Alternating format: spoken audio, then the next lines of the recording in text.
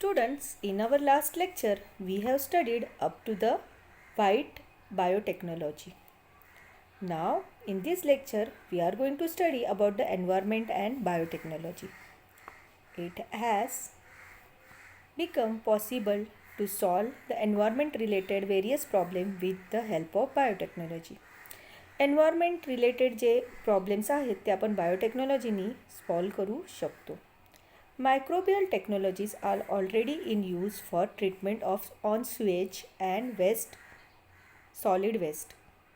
जे मायक्रोब्स आहेत त्याच्याने आपण स्वेज आणि सॉलिड वेस्टची ट्रीटमेंट करू शकतो किंवा त्यांना आपण क्लिअर करू शकतो. Suez is a rich in organic matter.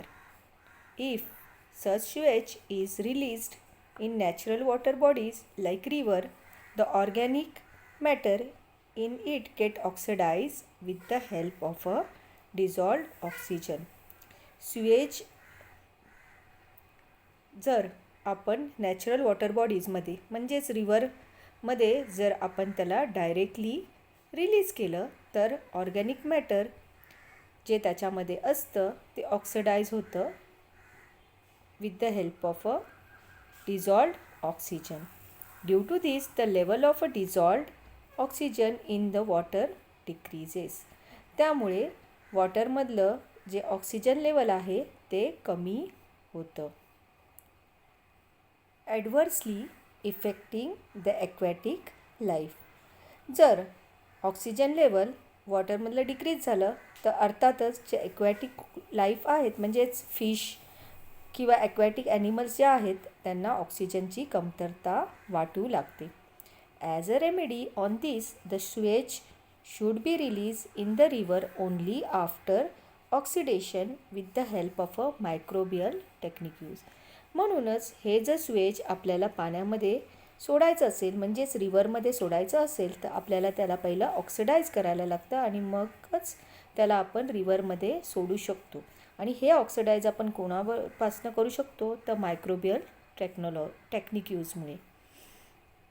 So you must have understood about this paragraph. Now let us see the other applications of environment and biotechnology.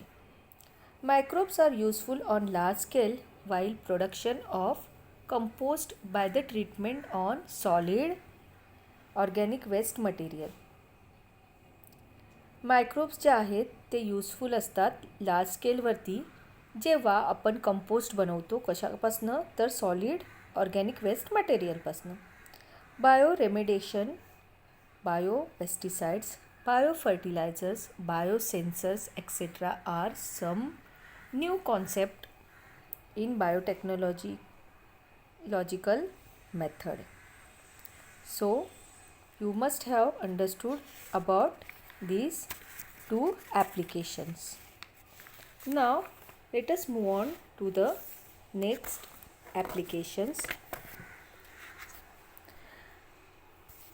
We have seen in the previous application that was bioremediation. Now what are bioremediation? Means either absorption or destruction of toxic chemical and harmful pollutants with the help of a plants and microorganism. Plants किंवा मायक्रोऑर्गॅनिझमनी जे toxic chemicals आहेत त्यांना absorb करणं किंवा त्यांचं destruction करणं. If plants are use for this purpose, जर आपण प्लांट्स यूज केले ह्या पर्पजसाठी it is called as a phytoremediation. Some example of bioremediation are as follows. The Pseudomonas bacteria are useful for cleaning the hydrocarbon and oil pollutant from soil and water. जर सॉईलमध्ये oil pollutant असेल किंवा वॉटरमध्ये oil pollutant असेल तर त्याला Pseudomonas बॅक्टेरियानी clean केलं जातं. The fern Pteris vittata can absorb the arsenic from the soil. जर सॉईलमध्ये आर्सनिक असेल तर फन विटेटा ह्या बॅक्टेरियानी ते क्लीन केलं जातं. Genetically modified varieties of Indian mustard can be absorb selenium from soil. जर सॉईलमध्ये सिलेनियम असेल तर ते genetic modified variety of Indian मस्टर्डनी ॲब्झॉर्ब केलं जातं. Sunflower can absorb uranium and arsenic. जर युरॅनियम आणि आर्सेनिक असेल तर ते सनफ्लॉवरनी ॲब्झॉर्ब केलं जातं. Bacterium Deinococcus radiodurans is highly radiation resistance organism. म्हणजे ते काय करू शकतात तर रेडिएशनला ॲब्झॉर्ब करू शकतात.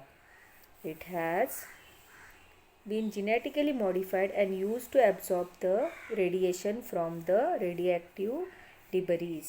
जर काही रेडिओॲक्टिव्ह सबस्टन्स असतील तर त्यांना ते ॲब्झॉर्ब करायचं काम करतात. ग्रास लाईक अल्फाल्फा, clover and rhea are used in phytoremediation. Next we are going to see that is food biotechnology.